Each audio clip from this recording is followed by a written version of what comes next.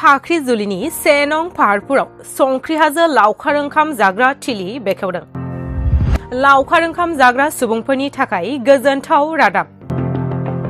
दिनै तामुलपुर जिल्ला फाख्रिजुलि 1 नं पाहारपुराव संख्रि हाजो रोदोम एग्र टुरिज्म कोअपारेटिव ससाइटिनि बांजानायाव लावखार ओंखाम जाग्रा थिलि बेखेवदों 58 नं तामुलपुर विधानसभा बियाबनि एमएलए जलेन दैमारिया। गोजाम बोसोर 2023 मायथाइया बाबेनलांनाय लोगो लोगोनो फैसिगोन गोदान बोसोर 2024 मायथाइ। बे समावनो गोजाम बोसोर 2023 मायथाइखौ बिदाय होना 2024 मायथाइ गोदान बोसोरखौ बरायनाय मुङाव बायदि बायदि जायगानिफ्राय फैनानै लावखार ओंखाम जाग्रा थिलियाव लावखार ओंखाम जानो फैनायखौ नुनो मोनो। जायफोर सुबुंफोरा लावखार ओंखाम जानो जायगानि बिथांखि लानो थाखाय गोब्राब मोनदों बिथांमोना फाख्रिजुलिनि 1 नं पाहारपुर गोदानै खुलिनाय संख्रि हाजो लावखार ओंखाम जाग्रा थिलियाव फैनो हागोन। बे पिकनिक स्पटआव समायना मिथिंगानि महरजों बुंफबनाय जिरि जिरि दैनि निजोराया थारैनो बे संख्रि हाजो लावखार ओंखाम जाग्रा थिलिखौ मुहि होदों।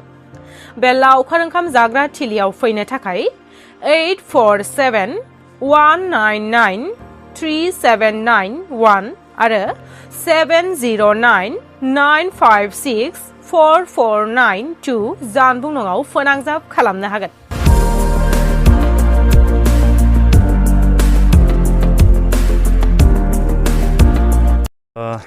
जोबोर समायना मोनसे जायगा। बेवहाय दिनैहाय संख्रि हाजो पिकनिक स्पट जोंनि रोदोम संख्रि हाजो रोदोम एग्र टुरिज्मनि दैदेननायाव बेवहाय मोनसे पिकनिक स्पट गोदानै खुलिनाय जादों आरो बेयो जोबोर मोजां मिथिंगायारि समायनाजों बुंफबनाय।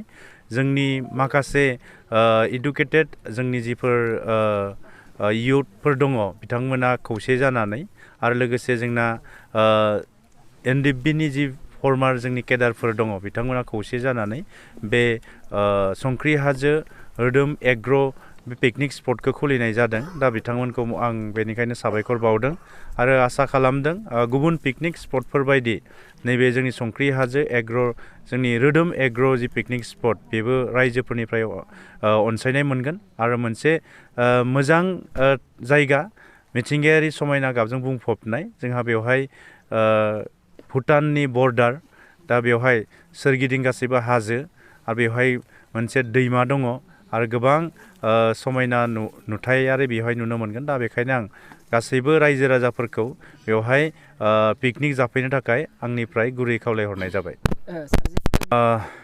नैबे जोंनि एनडिएफबिनि बारग' सोद्रोमाफोरा जोबोर खस्थ' खालामनानै बेखौ दिनैहाय सामलायनो थाखाय ओंखारबोदों।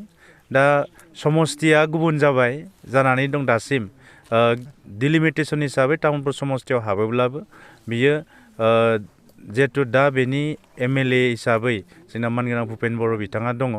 आं बिथांजोंबो सावरायगोन। दा बेयाव जों पिकनिक स्पटखौ बेनिख्रुइ आरो साबसिन थांलाय फैलायनि थाखाय मोजां राहा खालामनो माबायदि हायो, लोगोसे बिटिआर जोंनि सरकारनिफ्रायबो जों बेखौ सावरायलायनायनि गेजेरजों जाहाथे गोरलैयैनो रायजो राजाफ्रा फैनानै बेवहाय पिकनिक जाफैनो हायो बेनि बेबस्था खालामनो थाखाय जोङो नाजागोन। लामाखौ थिग खालामखांनायनि उनाव गोबां मानसिफ्रा बाहाय फैनानै माखासे मिथिंगायारि समायनायखौ बिथांमोना नुनो हागोन। बाहाय बेरायफैनानै बिथांमोना गोजोननायखौ लानो हागोन। जों जाय रायजोफ्रा बा जोंनि मिथिंगाखौ अनग्रा मोजां मोनग्रा बेक्तिफ्रा बेवहाय बेरायफैनो इच्छा जायो, जों बिथांमोननि थाखाय सुबिदा जानाय बायदि जिरायनो थाखाय आरो बेवहाय बेबायदि माखासे एन्जयमेन्ट लानो थाखाय जिखुनु बेबस्थाखौ जों खालामनायनि प्लानिंखौ लादों। मानोना फैनानै जुदि बेवहाय जुदि एसेबो एकमडेट जाया बा एसेबो गोजोननाय मोनफैया अब्ला मानसिफ्रा फैनाय नङा। बेनिखायनो जों थांखि लादों जे गिबियावनो लामाखौ बानायग्रोनाय जागोन आरो लामाफ्रा थिग थाक जाखांनायनि उनाव दाबो अबसे फैनो हायै नङा, दाबो फैनो हायो गोबाङानो, खिन्थु एसे डिसटेन्स जानायखाय माने अन्थाइफोर थानायखाय एसे उसुबिदा फिल खालामगोन। बेनिखायनो फैबाय थानाय समाव बेखौ जों साफा खालामनो थाखाय थांखि लानाय जादों आरो सरकारनि हेफाजाबजोंनो बे ओनसोलखौ बिउटिफाइ खालामनो नागिरदों। थारमाने एसे समायना खालामनो नागिरदों, जेराव दैनि सुबिदा दङ, हाजोनि सुबिदा दङ, बेवहाय एसे हिल ट्रेकिंबो खालामनो हागोन हिल ट्रेकिं माने नोंथांमोना मिथिगोन जानांगौ जे एसे हाजो गाखोनायनिबो माखासे एक्सप्लर खालामनो हायो बेखौ जों बेब'स्था खालामनो नागिरदों रप बाहाय होनाय जागोन हेंगिं ब्रिजनि थाखाय मोनसे बेब'स्था जों लानो सानदों आरो रेस्ट हाउस बेखौबो जों खालामनो सानदों बेबायदि आरो लोगोसे थारमाने जों लाइफ स्टकनिखौबो खोथाखौहाय सिन्था खालामनाय जादों लाइफ स्टक मिन्स कटारि फार्मिं डायरि फार्मिं आरो बेबायदिनो गुबुन गुबुन जेनेबा लाइफ स्टकजों सोमोन्दो थानाय एक्टिभिटिसफोर बेखौबो दिनै मावनो थांखि लानाय जादों बेयाव थानाय सोद्रोमाफ्रानो बेखौ खालामगोन आरो